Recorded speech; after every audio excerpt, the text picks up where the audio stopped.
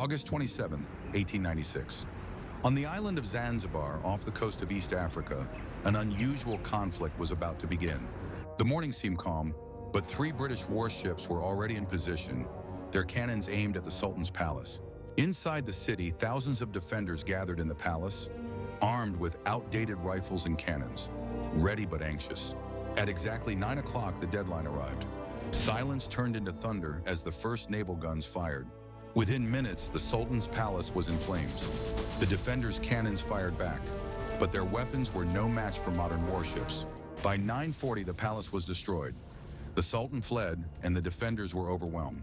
In total, over 500 defenders were killed or wounded. The British, in contrast, suffered only 1 sailor injured. The entire war lasted just 38 minutes. It remains the shortest war in human history.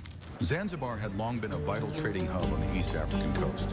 Its cloves and spices earned it the name the Spice Island, attracting merchants from Arabia, India, and Europe. By the late 19th century, British influence over the island had grown significantly as they sought to secure control of the Indian Ocean trade routes.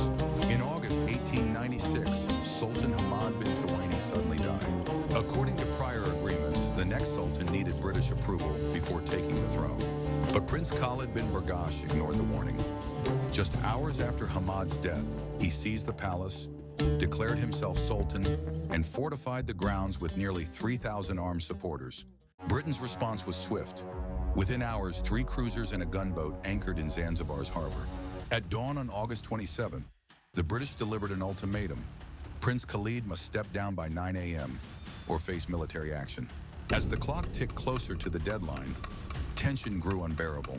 Khalid refused to surrender. Instead, he fortified the palace with nearly 2,800 defenders, determined to resist. The stage was set. In just minutes, the island would witness the opening shots of the shortest war in history. At 9:02 a.m., the silence was broken.